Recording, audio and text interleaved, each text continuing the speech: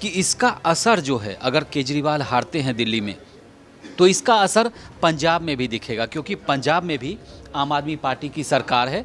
अगर जीत भी जाते हैं तो पूरे टाइम निपटते रहना पड़ेगा 5 साल की सरकार में। वही अरविंद केजरीवाल आज के दौर में भ्रष्टाचार के लेकर के तमाम उन पर आरोप लगे और वो पूरी तरह से फंस चुके हैं उसमें। नमस्कार, आप देख रहे हैं भारत एक्सप्रेस का डिजिटल प्लेटफॉर्म और मैं हूं आपके साथ आंचल मित्तल।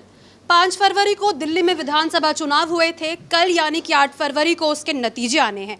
अब ऐसे में सबसे बड़ा सवाल ये उठ रहा है कि अगर अरविंद केजरीवाल हार जाते हैं तो आखिरकार क्या होगा। आपको बता दें कि ज़्यादातर एग्जिट पोल्स में जो नतीजे सामने आ रहे हैं, जो अनुमान लगा रहे हैं, उसमें बताया जा रहा है कि आम आदमी पार्टी हार सकती है। तो इसको लेकर इस वक्त मेरे साथ हरिशंकर जी मौजूद है, जो कि भारत एक्सप्रेस में वरिष्ठ पत्रकार है।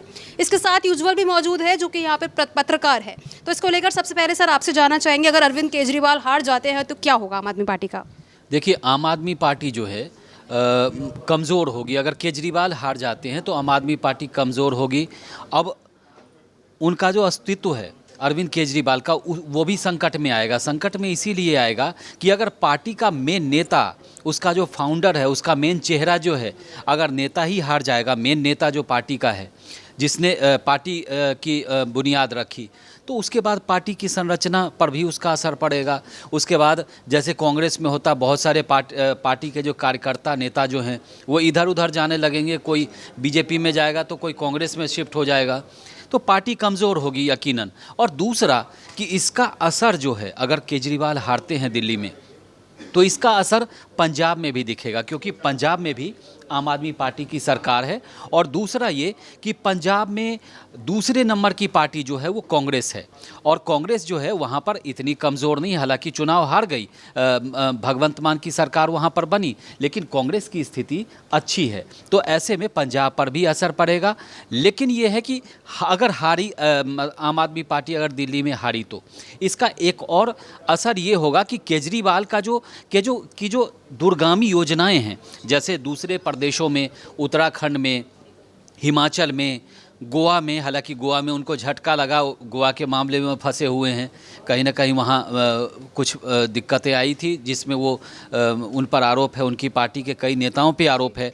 उसके अलावा और भी देश के दूसरे राज्यों में जहाँ पर वो विस्तार करना चाहते हैं अपनी पार्टी का, जैसे आपने देखा होगा गुजरात में उन्होंने अपने उम्मीदवार खड़े किए थे। जम्मू कश्मीर में उनकी पार्टी का एक विधायक भी है।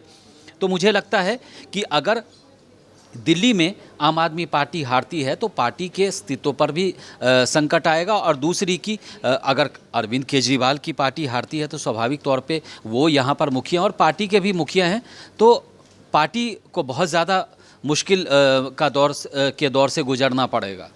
उज्ज्वल, इस पर आपका क्या विचार है।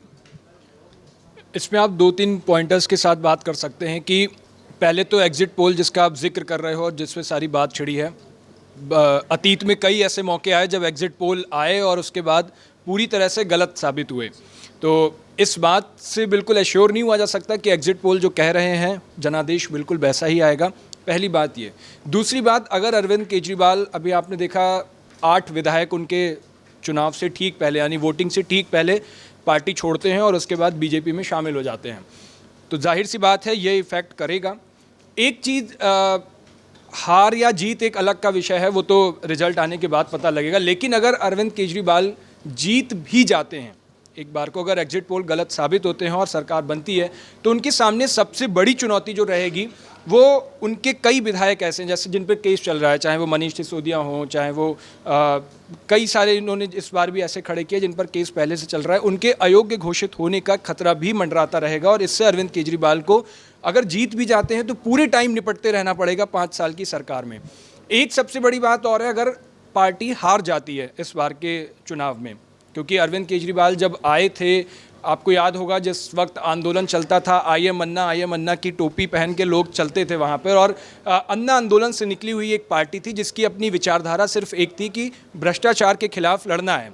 वही अरविंद केजरीवाल आज के दौर में भ्रष्टाचार के लेकर के तमाम उन पर आरोप लगे और वो पूरी तरह से फंस चुके हैं उसमें।